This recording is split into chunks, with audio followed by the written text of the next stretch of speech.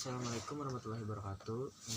Perkenalkan, nama saya Muhammad Nopal. Saya di Prodi S1 Informatika, NPM 20552011110037. Nah, saya di sini ingin menjelaskan tentang pertemuan-pertemuan dari mata kuliah Web Security. Nah, di sini saya ingin menjelaskan tentang teknologi dan basic web security standard. Web adalah sebuah sistem di mana informasi dalam bentuk teks, gambar, suara, dan lainnya yang tersimpan dalam sebuah internet web server ditampilkan dalam bentuk HTML, Hypertext Markup Language. Kemudian B. Sistem keamanan.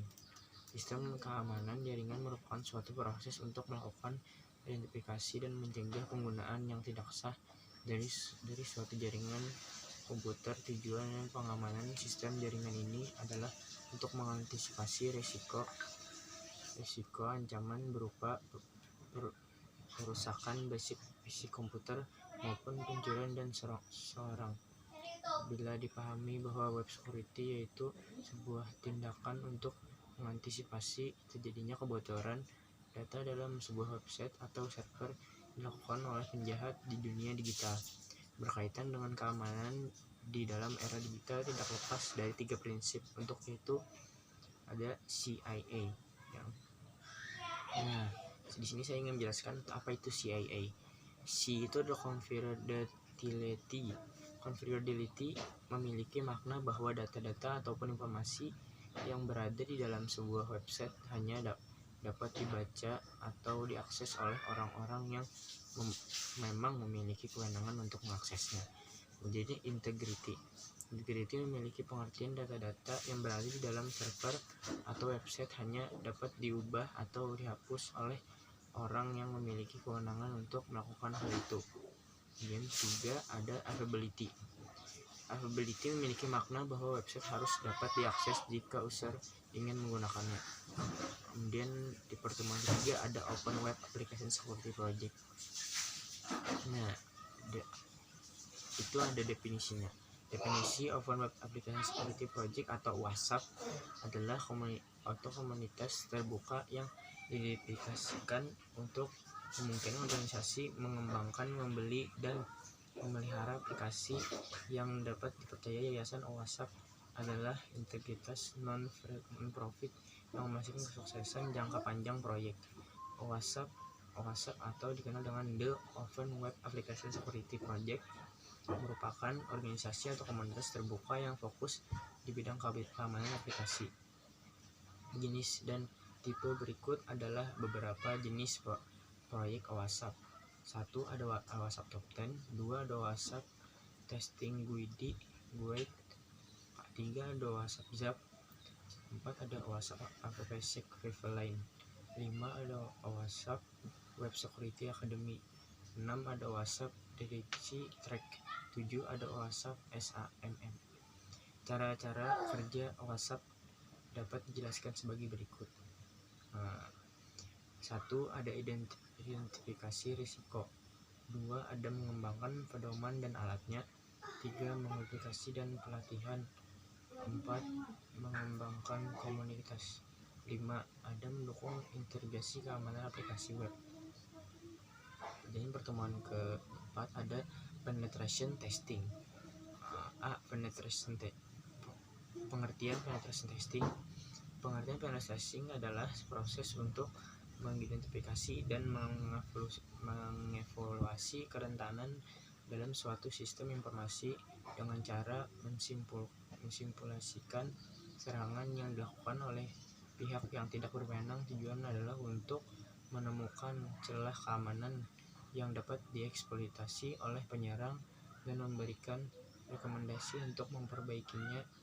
Penetration testing juga dikenal sebagai ethical hacking atau white hat hacking. Tipe-tipe penetration testing ada black box testing, white box testing, ada gray box testing. Kemudian ada red team versus blue team.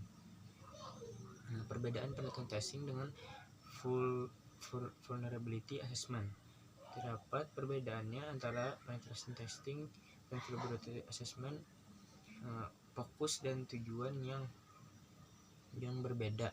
Penetration testing mengevaluasi kerentanan sistem dengan mensimulasikan serangan, sedangkan vulnerability assessment lebih berfokus pada identifikasi dan evaluasi kerentanannya. Kemudian waktu dan sumber daya yang dibutuhkan. Penetration testing membutuhkan waktu dan sumber daya yang lebih besar karena memiliki proses yang lebih kompleks, sementara vulnerability assessment dapat dilakukan dengan waktu dan sumber daya yang lebih terbatas. Keuntungan dan kekurangan masing-masing. Penetration testing dan memberikan gambaran realistis tentang kemungkinan serangan yang dapat dilakukan, sementara vulnerability assessment memberikan pandangan menyeluruh tentang kerentanan yang ada di dalam sistem. Pertemuan kelima ada broken authentication dan session management. Pengertian broken authentication and session management. Broken authentication dan session management merupakan salah satu dari beberapa serangan yang dapat dilakukan oleh seorang yang berniat jahat, biasa disebut dengan istilah hijackers, dengan memanfaatkan beberapa kelemahan dan fungsi authentication dan session management. Kemudian pertemuan ke-6 ada sensitive data explorer. Pengertian sensitive data exploration merujuk pada kebocoran atau pengungkapan dan rahasia untuk seharusnya tidak boleh diakses oleh pihak yang tidak berwenang. Data dirahasiakan atau sensitif ini dapat mencakup informasi pribadi dan seperti nomor identitas, nomor kartu kredit, password, informasi medis, dan data bisnis rahasia. Jenis-jenis sensitif data explorer. Sensitive data explorer merupakan kondisi di mana informasi sensitif atau rahasia seperti nomor kartu kredit, password, dan informasi identitas pribadi lainnya diungkapkan secara tidak sengaja atau sengaja kepada pihak yang tidak berwenang. Berikut ini adalah beberapa jenis-jenis sensitif dan explore. 1. Ada data breach. 2. Ada phishing. 3. Ada skimming. 4. Ada shoulder surfing. 5. Ada man in the middle attack. 6. Ada dumpster diving. 7. Ada keamanan yang buruk. Pertemuan ke-7 ada virtual private network atau VPN dan remote security access. Pengertian VPN atau virtual private network adalah sebuah teknologi yang memungkinkan pengguna untuk terhubung ke jaringan pribadi secara aman melalui internet. Dengan menggunakan VPN, pengguna dapat mengakses jaringan pribadi jarak jauh yang mengirimkan penerima melalui koneksi internet yang aman dan terenkripsi. Dan pertemuan ke-8 broken access control. Broken access control adalah jenis kerentanan keamanan pada aplikasi web yang memungkinkan pengguna yang tidak sah atau berwenang untuk mengakses informasi atau fungsi yang tidak seharusnya dapat diakses oleh mereka. Jenis-jenis kerentanan terkait oleh broken access control. Ada vertical private accessment, terjadi ketika seorang pengguna dapat memperoleh hak akses yang lebih tinggi yang seharusnya yang mereka miliki. Contohnya seorang pengguna bisa dapat memperoleh hak akses administrator dengan memanipulasi parameter permintaan HTTPS. B. Horizontal private escalation, terjadi ketika seorang pengguna memperoleh akses yang seharusnya tidak dapat mereka akses pada level yang sama. Contohnya seorang pengguna biasa dapat mengakses dan pengguna lainnya dalam level yang sama tanpa otoritas yang tepat. C. Ada access control bypass, terjadi ketika pengguna mampu mengakses sumber daya atau halaman yang seharusnya tidak dapat mengakses diakses. Contohnya, halaman administrasi hanya dapat diakses oleh pengguna dengan hak akses admin, namun seorang pengguna biasa dapat mengaksesnya dengan memanipulasi parameter permintaan HTTPS atau URL. Dampak dari kerentanan broken access control pada aplikasi web. 1. Akses tidak sah. Penyerangan dapat memperoleh akses ke fitur dan data yang tidak seharusnya mereka akses, termasuk informasi sensitif seperti data pribadi, kritical login, dan informasi keuangan. Dan 2. Ada pencurian data. Penyerangan dapat mengambil alih data dari penggunaan atau aplikasi yang menggunakan untuk tujuan kriminal seperti pencurian identitas atau penipuan. 3. Ada manipulasi data. Penyerang dapat memanipulasi data yang dikirim atau menerima oleh aplikasi, seperti mengubah informasi yang tersimpan pada aplikasi yang mengubah status pada akun pengguna. 4. Ada pelanggaran privasi.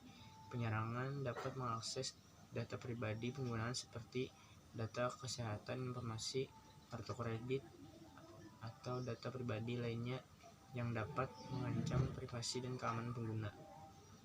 Ini pertemuan ke-9, ada security misconfiguration. Seorang miskonfigurasi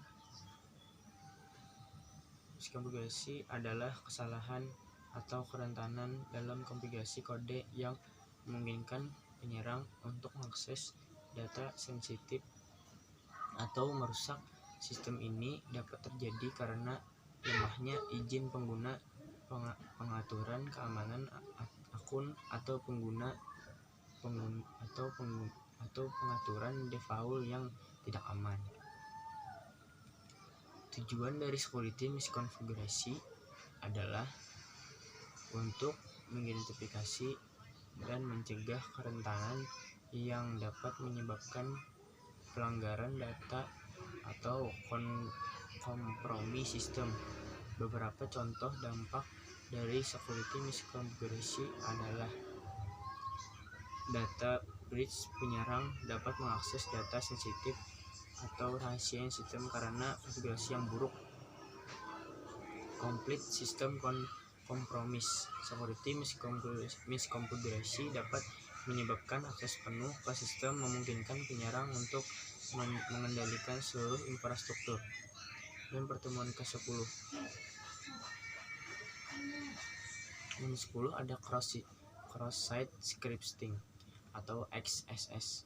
Cross-site scripting atau XSS adalah serangan injeksi kode pada sisi klien yang memungkinkan penyerang menyisipkan skripsi berbahaya dalam web atau aplikasi web. Serangan ini dapat pengguna tidak difilter atau divalidasi dengan benar. Dampak dari serangan XSS adalah kerusakan pada sistem. Penyerangan dapat mengakses atau memanipulasi data pengguna seperti mencuri informasi login atau merubah konten halaman.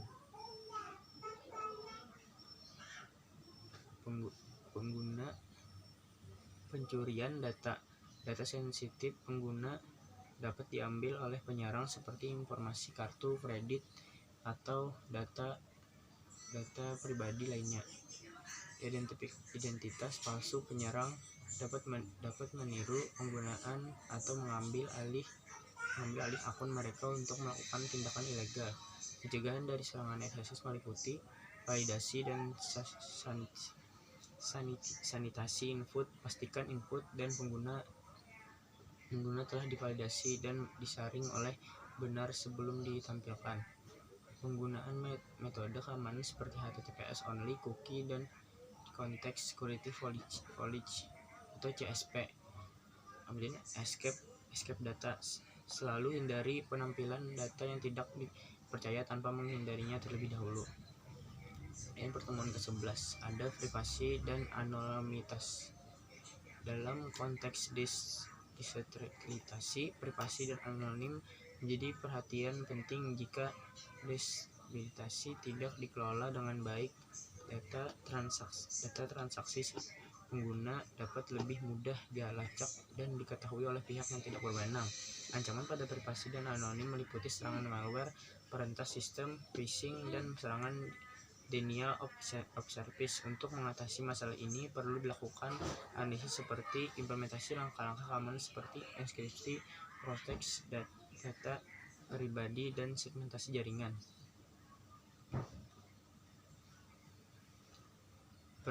Pertemuan ke-12, using komponen with Knock verticalities.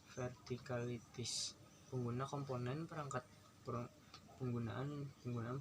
komponen perangkat lunak atau malware dengan kerentanan yang diketahui dapat menyebabkan kelemahan dalam sistem. Untuk mengatasi ini perlu dilakukan pemantauan keamanan, perbaharuan keamanan secara berkala, dan pengujian keamanan yang kompleks untuk mengidentifikasi dan memperbaiki masalah keamanan sebelum dieksploitasi oleh pihak yang tidak bertanggung jawab. Kemudian pertemuan ke-14 adalah security coding.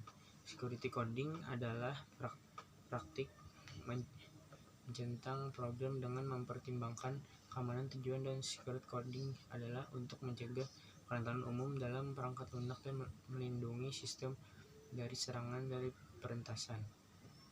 Beberapa standar protokol web security yang perlu diperhatikan meliputi firewall, aplikasi web, HTTPS, SSL, dan metode ancaman dan pencegahan membobol web seperti SQL injection, cross-site scripting, dan lain-lain. Metodologi ancaman dan pencegahan pembobolan web mencakup validasi dan sanitasi untuk penggunaan metode keamanan seperti HTTPS only, cookie, dan context security knowledge atau CSP, serta penggunaan enkripsi dan escape data untuk menghindari serangan XSS. Sekian penjelasan saya. Wassalamualaikum warahmatullahi wabarakatuh.